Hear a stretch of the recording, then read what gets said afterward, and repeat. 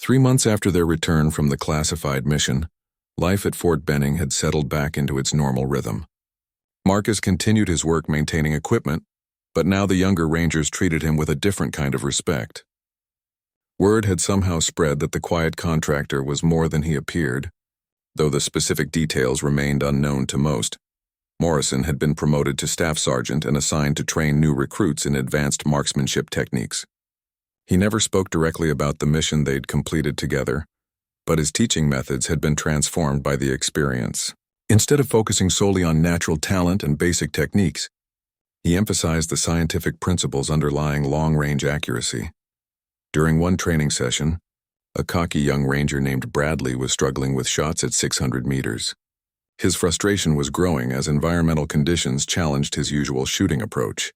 "This is stupid," Bradley complained loudly. "Real combat doesn't involve shooting at these distances anyway.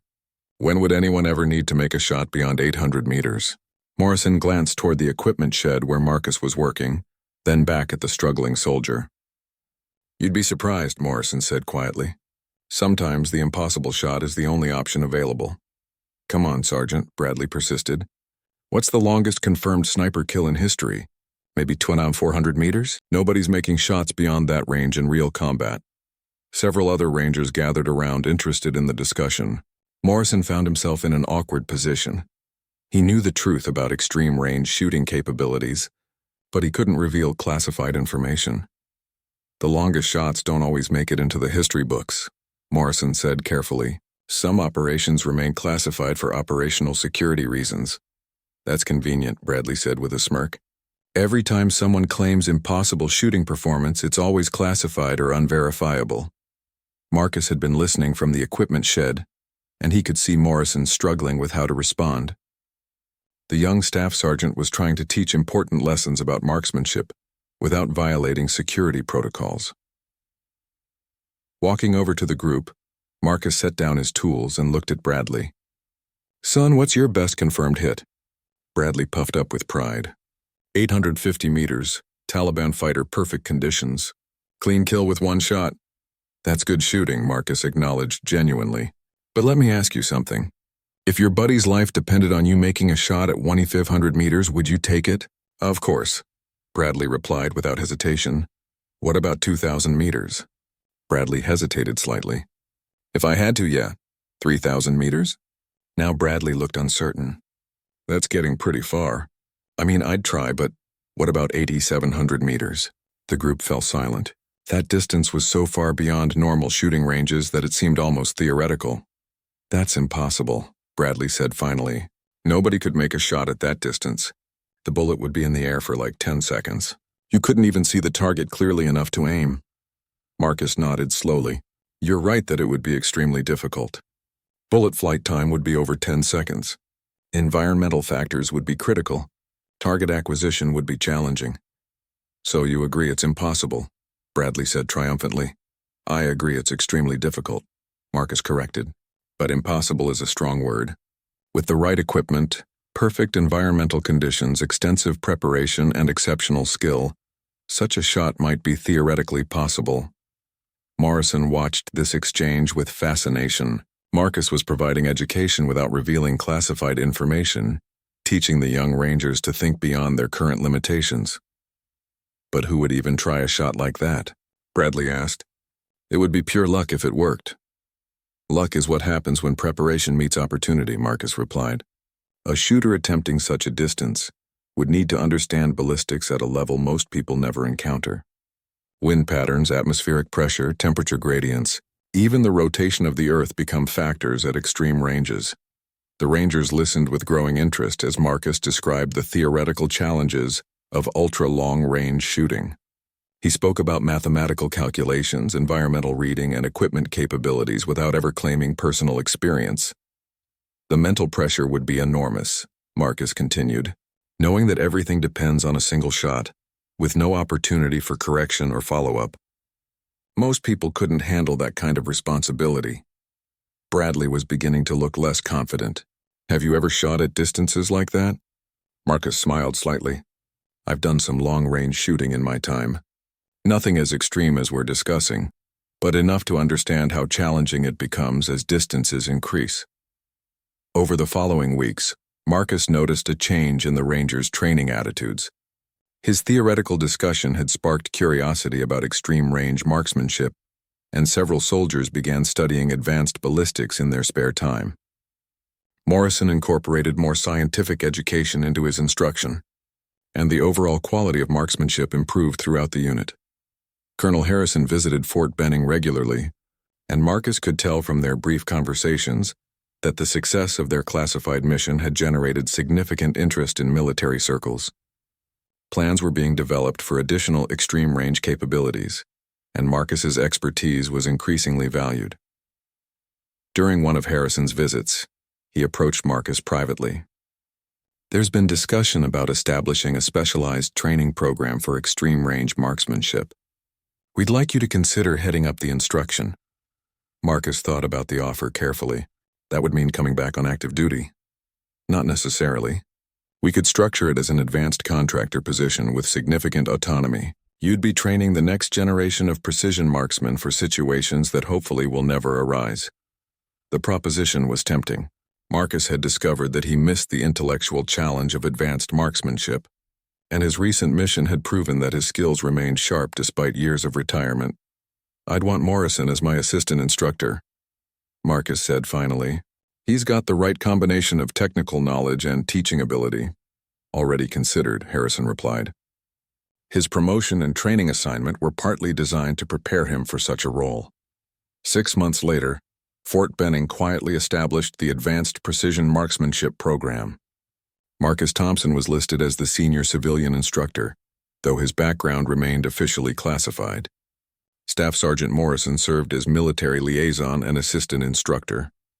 The program attracted elite shooters from across the military, soldiers who had already proven exceptional marksmanship abilities, and were selected for training in techniques that pushed the boundaries of rifle accuracy. During the program's first graduation ceremony, Bradley, who had become one of Marcus's most dedicated students, approached his instructor with genuine respect. "I want to apologize for that day when I said long-range shooting was impossible," Bradley said. "I understand now that I was talking about things I didn't understand." Marcus nodded approvingly. "The first step toward real expertise is recognizing how much you don't know. You've made excellent progress. Can I ask you something?" Bradley said quietly. "That day when you described shooting at 8,700 meters, you weren't just talking theoretically, were you?" Marcus looked at the young soldier for a long moment. Bradley had earned the right to understand that extraordinary capabilities existed, even if the specific details remained classified. "Sometimes," Marcus said carefully, "the impossible shot is the only option available." Bradley nodded slowly, understanding that he'd received as much confirmation as operational security would allow. He walked away with a new appreciation for the quiet contractor who had transformed his understanding of what human skill and determination could accomplish. That evening, Marcus stood at the edge of the same firing range where he'd first encountered Morrison's arrogance months earlier. The young staff sergeant approached carrying 2 cups of coffee. "Any regrets about coming out of retirement?" Morrison asked. Marcus accepted the coffee and looked out over the range where a new generation of soldiers was learning skills they hoped they'd never need to use in combat. "None," Marcus replied. "Sometimes the most important victories are the ones nobody ever knows about." The 2 men stood in comfortable silence, watching the sun set over Fort Benning, both understanding that their quiet work might someday prevent conflicts that would otherwise cost thousands of lives. The impossible shot had spoken louder than any words could, proving that dedication, expertise, and humility remained the most powerful weapons in any soldier's arsenal. The morning demonstration continued with impressive displays of marksmanship from the Marines. Private Martinez consistently hit the bullseye at 100 meters, his shots forming tight clusters that would make any instructor proud. Staff Sergeant Johnson demonstrated advanced breathing techniques while engaging targets at 300 meters, each shot finding its mark with mechanical precision. The confidence in the group grew with each successful shot, and the whispered comments about Marcus and his worn pistol became more frequent. Private First Class Thompson, a lanky kid from Montana who had grown up hunting with his grandfather, was particularly vocal about his skepticism. Between shots, he made sure his comments were loud enough for Marcus to hear. He talked about how modern warfare required modern weapons, and how the old ways of doing things were obsolete. His fellow Marines laughed at his jokes about antique firearms and museum pieces, clearly enjoying the entertainment between their shooting sessions. Marcus remained silent through all of this, simply observing and occasionally nodding at particularly good shots. His weathered hands never left the Desert Eagle, which he held with the casual familiarity of someone handling a well-worn tool. Occasionally, he would check the weapon's action or adjust something on the grip, but he showed no signs of being bothered by the Marine's comments or eager to prove anything. Colonel Rodriguez watched the dynamics playing out with interest. He had seen this scenario before with Marcus. The veteran had a way of remaining completely calm in the face of doubt and mockery, never feeling the need to defend himself with words. Rodriguez knew that Marcus was simply waiting for the right moment, studying everything about the range, the wind conditions, and the targets. This patience and observation had made him legendary during his service years. As the Marines moved to the 500-meter targets, their bravado continued, but their accuracy began to show more variation. The increased distance revealed the limits of their training and experience. While most still hit their targets, the tight groups they had achieved at closer ranges began to spread out. A few shots missed the scoring rings entirely, leading to frustrated expressions and muttered excuses about wind conditions and equipment. Private Rodriguez managed to maintain better consistency than most, but even he was struggling with the psychological pressure of the longer shots. He had never been comfortable at this distance, and the presence of the veteran observer made him second-guess his technique. His shots were still on target, but they lacked the confidence and precision he had shown at the shorter ranges. He found himself glancing over at Marcus, wondering what the older man was thinking about their performance. The wind had picked up slightly, adding another variable to the equation. Staff Sergeant Johnson called for a brief break to allow the Marines to study the wind flags and adjust their calculations accordingly. This was standard procedure, but it also highlighted how dependent they had become on perfect conditions and precise measurements. Any deviation from ideal circumstances seemed to throw some of them off their game. During the break, Marcus finally spoke up for the first time since arriving. His voice was quiet but clear as he asked Colonel Rodriguez about the range facilities and the types of targets available. He inquired specifically about targets at longer distances, beyond what the Marines had been shooting. When Rodriguez mentioned that they had targets set up as far as 800 meters for special training exercises, Marcus simply nodded and continued his quiet observation. Several Marines overheard this conversation and exchanged puzzled looks. The idea that someone might attempt shots at 800 meters with a pistol seemed absurd. Even with their precision rifles and advanced optics, 800 meters was considered an extremely challenging distance that required perfect conditions and extensive preparation. The notion that anyone would even consider attempting it with a handgun bordered on the ridiculous. As the Marines resumed their shooting at 500 meters, Marcus began to move around the range area, studying angles and wind patterns that others had not considered. He would stop at different positions, hold up his hand to feel the air movement, and make mental notes about various factors that most shooters overlooked. His movements were methodical and purposeful, like someone conducting a scientific survey rather than simply observing a shooting demonstration. The final Marine to shoot at 500 meters was Corporal Davis, a serious young woman from Oregon who had consistently been one of the top performers in her unit. She approached her shooting with textbook precision, carefully calculating windage and elevation adjustments before each shot. Her first 4 shots were excellent, clustering within the inner rings of the target. However, her final shot pulled slightly to the right, spoiling what would have been a perfect group. Davis was clearly frustrated with herself, and her reaction provided Marcus with insight into the mindset of these young soldiers. They had been trained to expect perfection from themselves and their equipment, but real-world shooting rarely provided such ideal conditions. The pressure to perform flawlessly had become a weakness rather than a strength, causing them to tighten up when faced with less than perfect results. After all the Marines had completed their 500-meter shooting, Staff Sergeant Johnson began to wrap up the formal demonstration. He thanked them for their professional performance and started discussing the lessons they could take from the morning's exercises. His plan was to conclude with some general observations about marksmanship, and perhaps invite Marcus to share a few thoughts about his experiences as a sniper. However, Marcus stepped forward before Johnson could finish his closing remarks.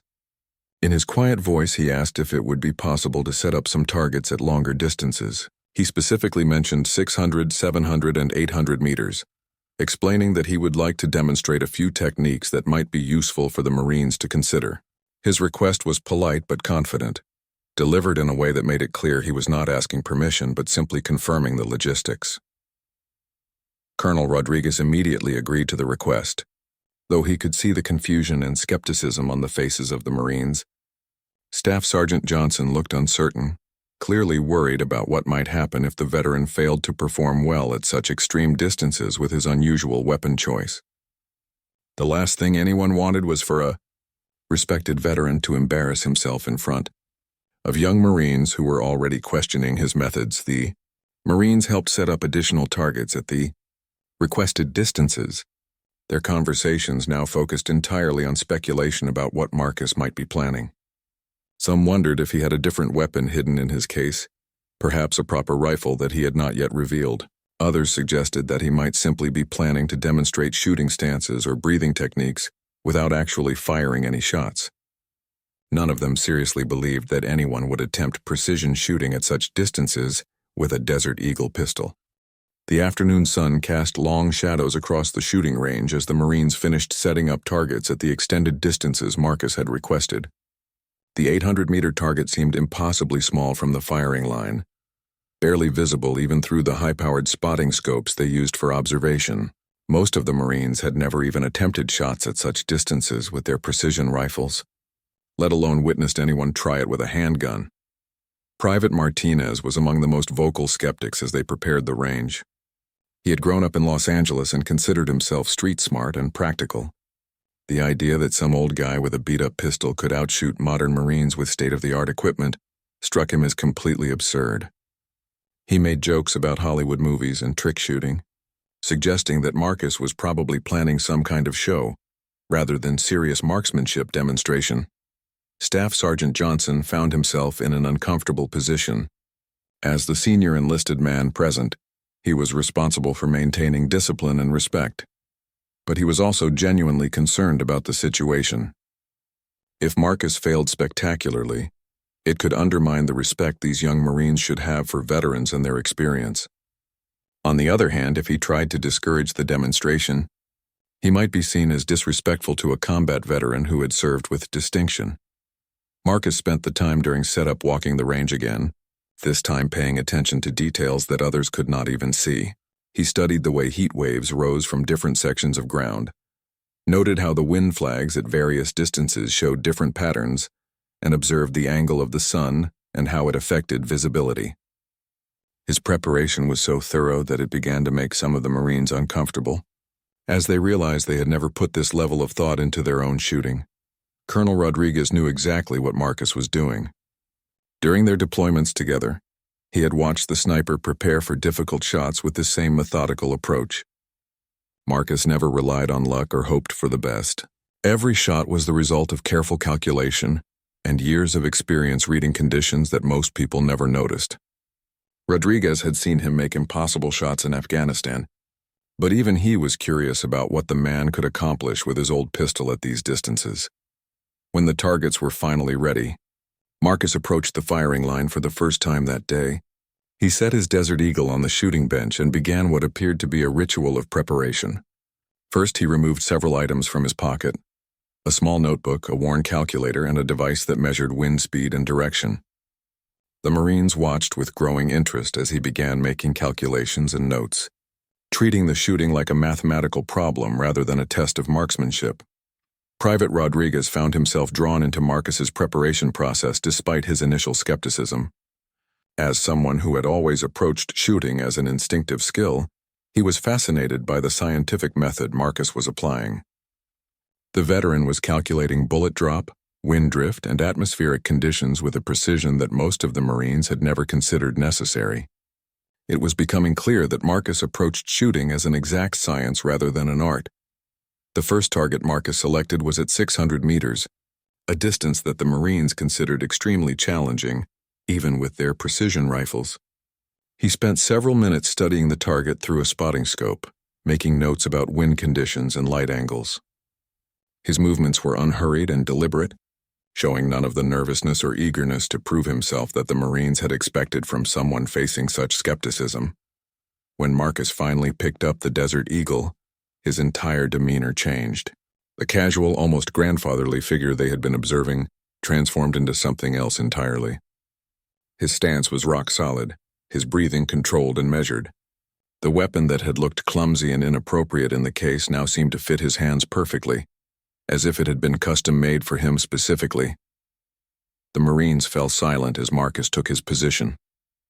Even the most skeptical among them could see that this was not going to be a casual attempt or a publicity stunt. The veteran's preparation and focus were clearly those of someone who had done this many times before and expected to succeed. The confidence in his movements was not arrogance, but the quiet certainty of someone who understood exactly what he was doing. Corporal Davis positioned herself behind the spotting scope to observe the shot. As someone who prided herself on precision and attention to detail, she was perhaps the most qualified among the Marines to judge what was about to happen. She had initially shared the group's skepticism, but Marcus's professional preparation had begun to change her mind. She found herself genuinely curious about whether the veteran could back up his confident approach with actual results. The sound of the Desert Eagle firing was distinctly different from the rifles the Marines were accustomed to. It was sharper, more explosive, with none of the precision-engineered report of their modern weapons. The muzzle flash was more pronounced and the recoil was clearly significant. To the untrained observer, it would have seemed like exactly the wrong tool for precision work at long distances. Through the spotting scope, Davis watched the bullet's impact point with disbelief. The shot had struck the target near the center, well within what would be considered an excellent hit even with a precision rifle. She double-checked her observation, certain that she must have made a mistake. But there was no doubt about what she had seen. The old veteran had just accomplished something that most of the Marines would have found challenging with their best equipment. The range fell completely silent as Davis announced the hit. Several Marines requested to look through the spotting scope themselves, unable to believe what they had heard. One by one, they confirmed the result, their expressions changing from skepticism to amazement. Private Martinez was the last to look, and when he finally stepped away from the scope, his cocky attitude had been replaced by stunned silence. Marcus showed no emotion at the successful shot. He simply made another note in his book, adjusted something on the pistol, and began preparing for the next target. His reaction was so matter-of-fact that it was almost more impressive than the shot itself. This was clearly not a lucky accident, but the expected result of his careful preparation and years of experience. Staff, Sergeant Johnson found himself completely reevaluating everything he had thought about the demonstration. As a professional soldier, he understood immediately that what he had just witnessed was not possible without exceptional skill and extensive practice. The implications were staggering.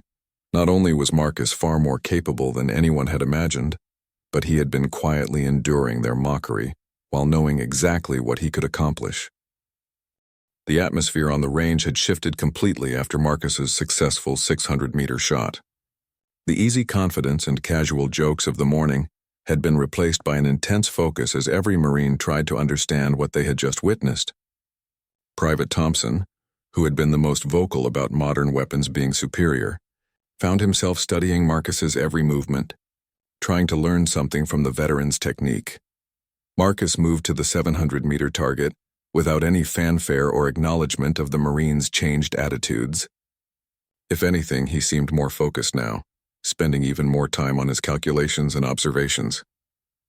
He walked partway down the range to get a different perspective on the wind conditions, something none of the Marines had ever seen anyone do during a shooting demonstration. His attention to detail was becoming an education for the young soldiers. Colonel Rodriguez watched the Marines' reactions with satisfaction. This was exactly the lesson he had hoped they would learn, though he had not expected it to be delivered quite so dramatically. These young soldiers had become too dependent on their equipment and too confident in their superiority over previous generations of fighters. Marcus was showing them that skill and experience could overcome technological advantages. As Marcus prepared for his second shot, Private Rodriguez approached Colonel Rodriguez quietly. The young Marine wanted to know more about the veteran's background and how he had developed such extraordinary abilities. Rodriguez shared some stories about Marcus's service record, including several incidents where his unconventional methods had saved lives and completed impossible missions. The more Rodriguez talked, the more Private Rodriguez realized how much he had underestimated the quiet man with the worn pistol. Marcus's preparation for the 700-meter shot was even more meticulous than before. He spent time studying not just the target and wind conditions, but also the way shadows fell across the range and how the afternoon light affected visibility. He made adjustments to his stance and grip that were so subtle, most observers missed them entirely. Every aspect of his setup was deliberate and purposeful. Corporal Davis had positioned herself at the spotting scope again, this time with genuine anticipation rather than skeptical duty. She had been trying to understand the physics of what Marcus had accomplished with his first shot, but the mathematics seemed impossible. The bullet drop alone at 700 meters should have made accurate shooting with a pistol extremely difficult. Yet Marcus appeared confident about his calculations. When Marcus fired his second shot, the report seemed to echo longer across the range. Davis tracked the bullet's path through the scope and watched in amazement as it struck the target again, this time even closer to the center than the first shot. The precision was not just impressive, it was actually better than what most of the Marines had achieved at much shorter distances with far superior equipment. The silence that followed the second successful hit was different from the first. Now it was not just surprise but genuine awe. These Marines had dedicated their careers to marksmanship, and they were witnessing something that challenged everything they thought they knew about shooting. Staff Sergeant Johnson found himself questioning not just his assumptions about Marcus, but his understanding of what was possible in the field of precision shooting. Private Martinez approached Marcus during the break between shots, his earlier arrogance completely gone. He asked respectfully if Marcus could explain how he compensated for bullet drop at such distances with a pistol that was not designed for long-range work. Marcus's answer was detailed and technical, revealing a depth of knowledge about ballistics and environmental factors that impressed even the most experienced Marines present. Marcus explained that he had spent years studying the specific characteristics of his weapon and ammunition. He knew exactly how his bullets behaved at different distances, in different weather conditions, and at different times of day. This knowledge, combined with careful observation of current conditions, allowed him to make the precise adjustments needed for extreme distance accuracy. It was not magic or luck, but the result of thousands of hours of practice and study. As Marcus prepared for the 800-meter target, the final and most challenging shot of the demonstration, the Marines gathered closer to observe his technique. They were no longer spectators watching entertainment. They were students trying to learn from a master. Even Private Thompson, who had been the most dismissive earlier, was taking notes and asking technical questions about Marcus's methods.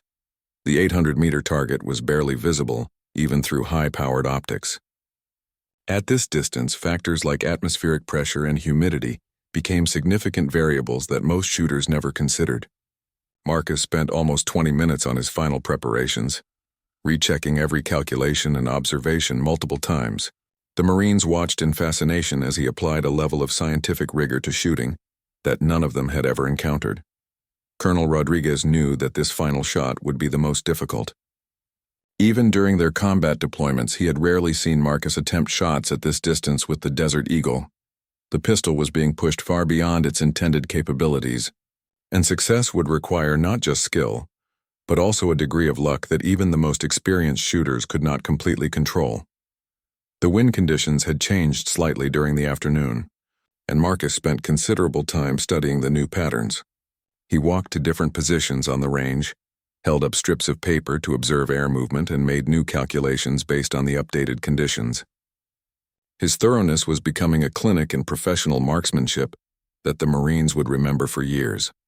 When Marcus finally took his position for the 800-meter shot, the entire range was silent. Even the instructors from other training areas had gathered to watch, having heard about the extraordinary demonstration taking place. Word had spread throughout the base about the veteran who was making impossible shots with an old pistol, and everyone wanted to witness what might happen next. Marcus's stance for the final shot was subtly different from his previous positions. He had made minute adjustments to accommodate the extreme distance and challenging conditions.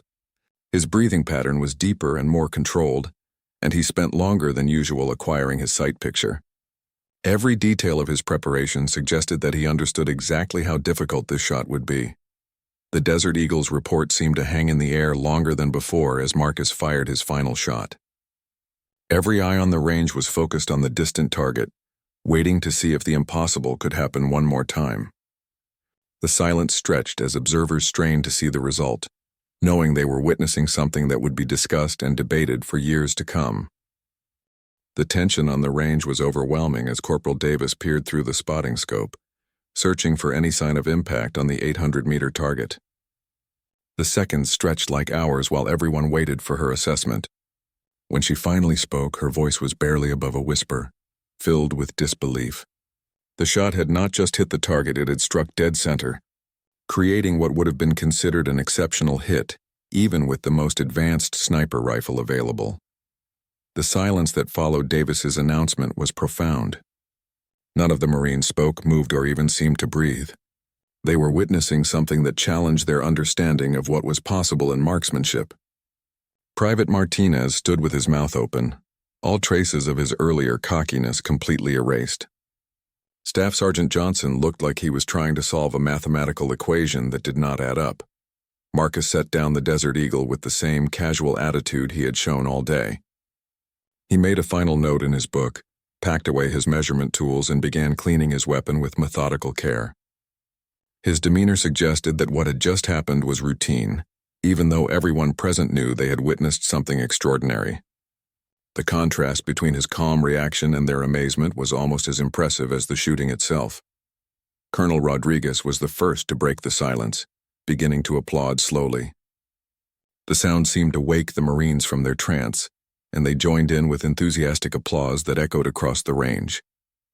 For the first time that day, Marcus showed a slight smile, acknowledging their recognition with a modest nod. It was clear that he appreciated their respect, even though he had never needed their approval. Private Rodriguez approached Marcus with genuine humility, asking if the veteran would be willing to share more about his techniques and training methods.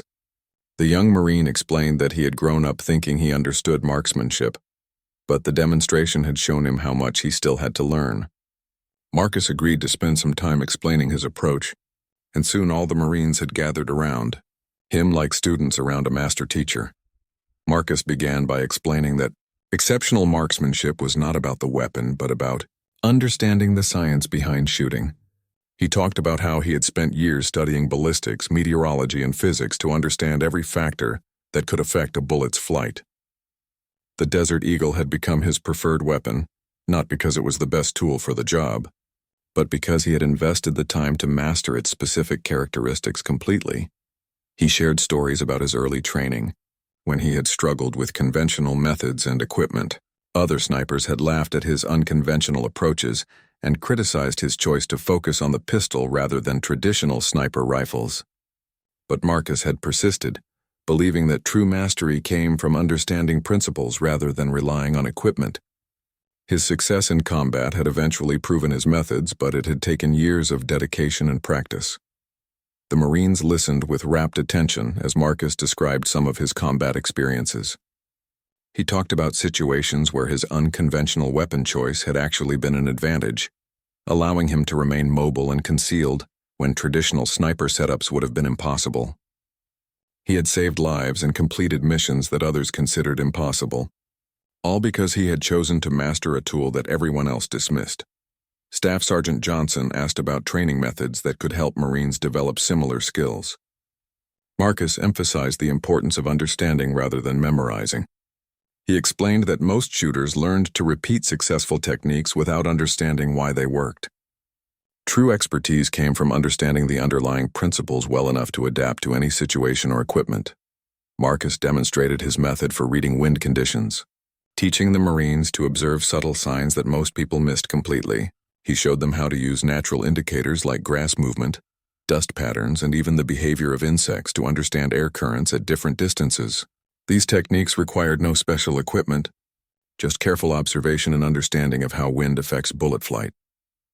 The lesson continued as Marcus explained his approach to calculating bullet drop and drift.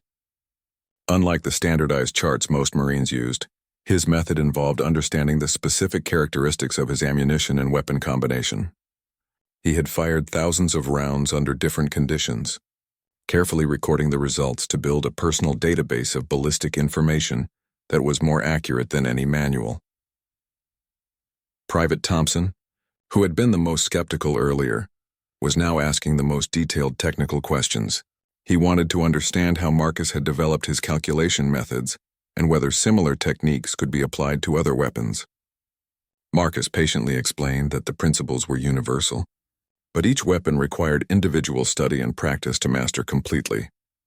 As the afternoon wore on, Marcus shared insights about mental preparation and stress management that went far beyond technical shooting skills. He talked about maintaining focus under pressure, controlling emotions during critical shots, and developing the confidence that comes from thorough preparation. These psychological aspects of marksmanship were topics that military training often overlooked, but Marcus considered them essential. Corporal Davis was particularly interested in Marcus's approach to dealing with equipment limitations.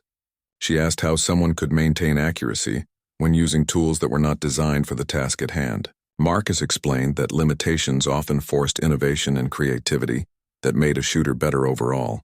Working within constraints had taught him to maximize every advantage and compensate for every weakness.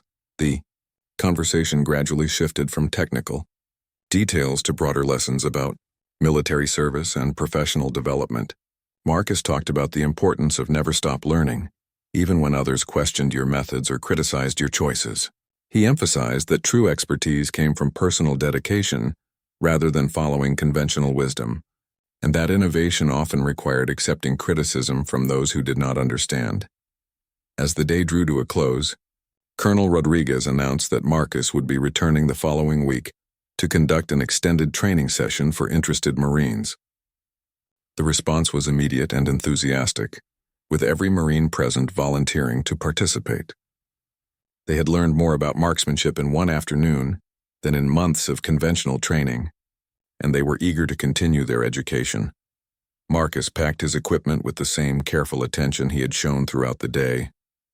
The Desert Eagle went back into its worn case, looking exactly as unremarkable as it had that morning. But now every Marine present understood that appearance could be deceiving, and that true capability was not always obvious to casual observation. 6 months after Marcus's demonstration, the shooting range at Camp Pendleton had become a different place entirely. The Marines who had witnessed that extraordinary afternoon had not only changed their own approaches to marksmanship, but had spread Marcus's teachings throughout their units. Word of the veterans' methods had traveled beyond the base, attracting attention from military training specialists and competitive shooters across the country. Private Rodriguez had become one of Marcus's most dedicated students, spending every available hour practicing the observation and calculation techniques he had learned. His improvement had been dramatic and consistent, with his accuracy scores increasing by nearly 40% across all distances. More importantly, his understanding of shooting fundamentals had deepened to the point where he was now helping to train newer Marines who arrived at the base. The extended training sessions that Marcus conducted monthly had become legendary among the Marines. He would arrive with his worn gun case and simple tools, then proceed to challenge everything the students thought they knew about marksmanship. His lessons went far beyond shooting techniques, covering physics, meteorology, psychology, and military history. Marines often left his sessions feeling like they had attended a university course rather than a weapons training. Class Staff Sergeant Johnson had completely restructured his advanced marksmanship program based on Marcus's principles. Instead of focusing primarily on equipment and standardized procedures, the new curriculum emphasized understanding and adaptation. Students learned to succeed with whatever tools were available, rather than depending on perfect conditions and ideal equipment. The results had been remarkable, with qualification scores improving across the board. Private Martinez had undergone perhaps the most dramatic transformation of all. His initial arrogance and dismissive attitude had been replaced by genuine humility and hunger for knowledge. He had requested additional duties that would allow him to attend every session Marcus offered, and he had begun keeping detailed notebooks of everything he learned. His fellow Marines barely recognized the thoughtful, serious soldier he had become. Corporal Davis had taken her interest in Marcus's methods in a different direction. Focusing on the scientific aspects of his approach, she had begun corresponding with ballistics experts and meteorologists, seeking to understand the theoretical foundations behind the practical techniques Marcus demonstrated. Her research had led to several innovations in wind reading and environmental assessment that were now being tested by military training commands. The impact of Marcus's teaching extended beyond individual improvement to fundamental changes in unit culture and attitude. The Marines had learned to question assumptions, seek understanding rather than just following procedures, and respect experience regardless of how it was packaged. The casual arrogance that had characterized some of the younger soldiers had been replaced by professional curiosity and genuine respect for knowledge. Colonel Rodriguez had watched these changes with great satisfaction. His decision to invite Marcus had accomplished far more than he had originally hoped. Not only had the Marines learned valuable technical skills, but they had also gained important lessons about humility, dedication, and the value of experience. These were qualities that would serve them well throughout their military careers and beyond. The story of Marcus's demonstration had spread throughout the military community, inspiring similar programs at other bases.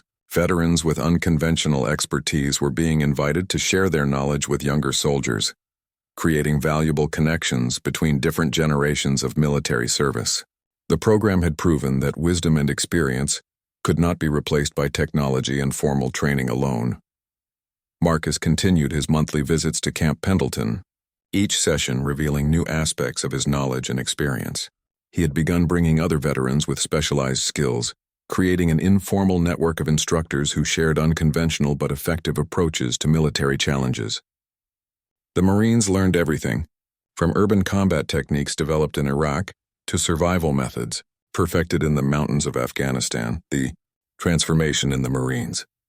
Performance had not gone unnoticed by higher command. Several officers had requested transfers to units where they could observe and learn from the new training methods. The base had received commendations for improvement in marksmanship scores and overall readiness ratings.